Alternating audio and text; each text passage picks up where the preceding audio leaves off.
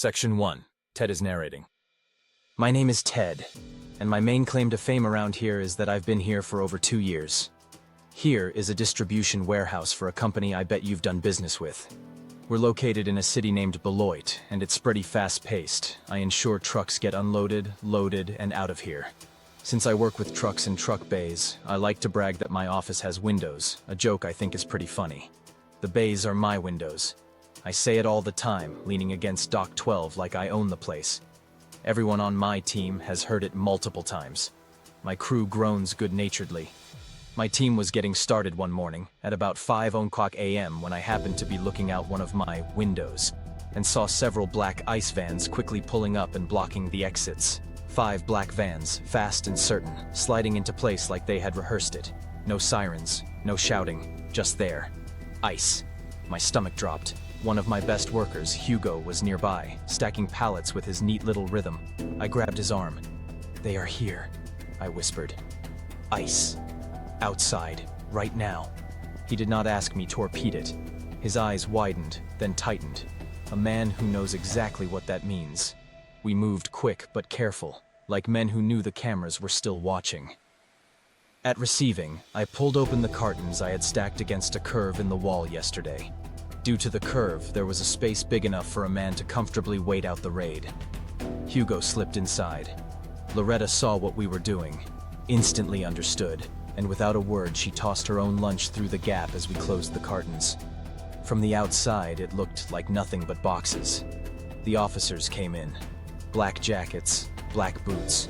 A woman from HR trying to catch up with them, clipboard pressed against her chest like it could shield her. They swept the floor. 19 people taken. 19. Hours dragged like chains. Radios hummed, but no one sang. Coffee cooled in paper cups, untouched. 2 hours later, HR came back with 2 officers. "Where's Hugo?" I did not blink. "He left sick at 4:55. Couldn't keep anything down."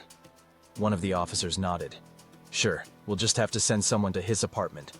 I smiled with my mouth, not my eyes. "Good luck then."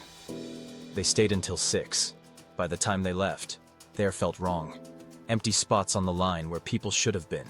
Work did not stop. It never does. But it stopped feeling normal. I slid open the cartons. Hugo crawled out, pale, sweating. His shirt stuck to his back. "You're clear," I said. "Thank you, hermano," he said. "I owe you. Come stay at my place. They'll be watching your building." He nodded. No hesitation. At home, he settled into the spare room. He cooked that night.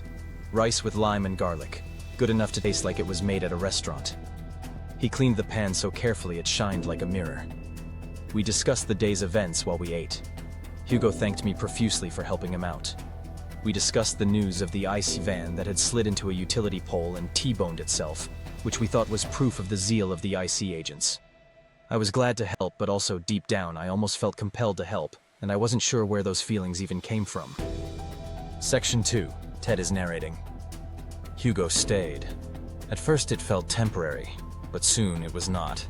He arranged his room with strange care. Interesting stones lined the sill like a small gem collection. A blue cloth softened the lamp. Bundles of herbs hung in the corner. The smell was not bad, not exactly, but it stayed in the air like something from a burned pan. The weeks rolled on. He came out less and less. He cooked, yes, but then he vanished into that room and left me with silence. Some nights the hall went cold enough to make me wonder if he had bought an air conditioner. The light under his door flickered like candlelight. Sometimes I thought I heard him whispering to someone. Not English, not anything I knew. I asked once, "You praying in there?" He smiled. "Sometimes." I laughed. "What kind of prayer?" "Older than you think," he said, and his eyes dared me to ask more.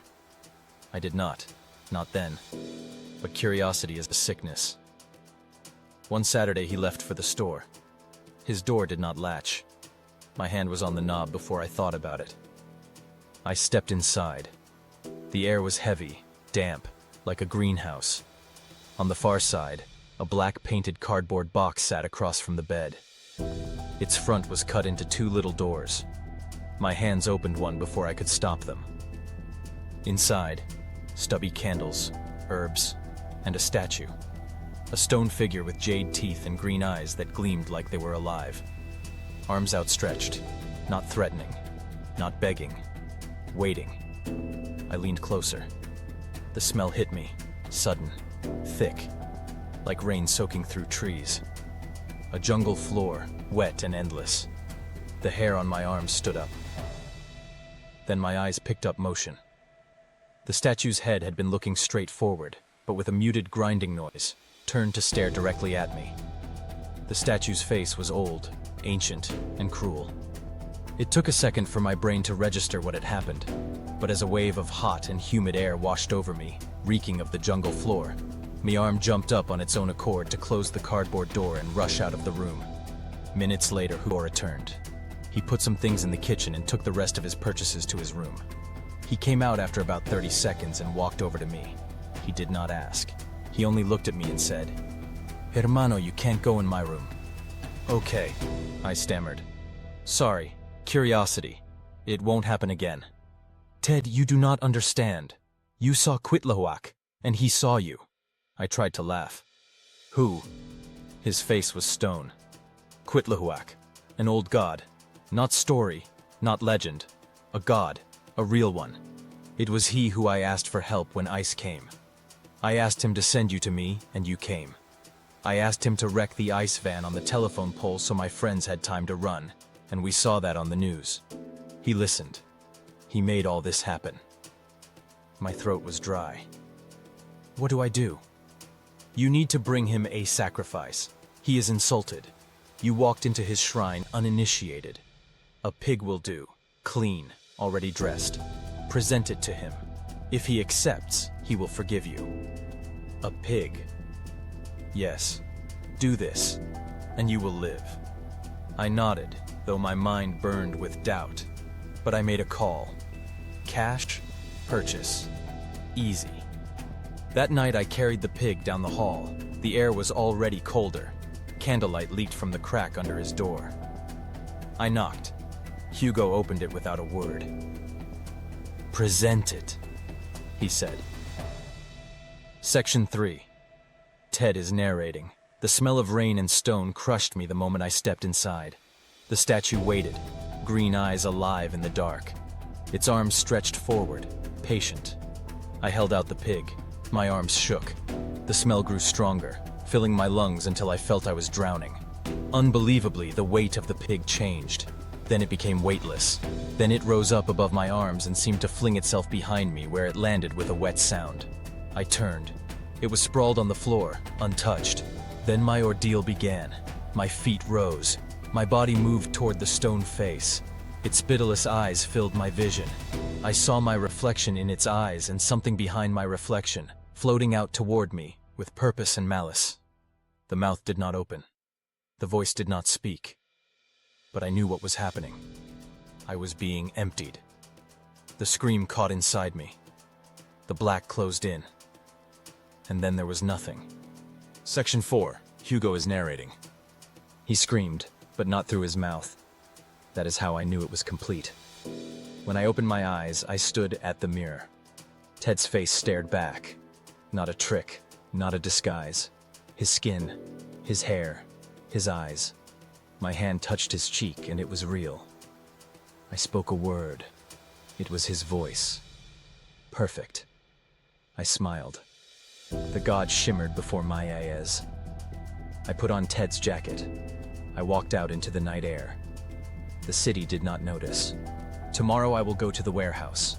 They will see Ted. They will hear his old joke about windows. They will laugh because habit makes them comfortable. And while they laugh, I will walk the dock.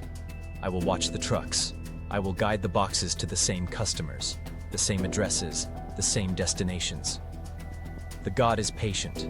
He wants more. He wants new victims, new souls. I will help him, just like I have since the Spanish came to our coast on that terrible, fateful day. And when Loretta asks where Hugo went, I will smile Ted's smile and say, he left sick at 4:55. If you like what you've seen, please consider subscribing.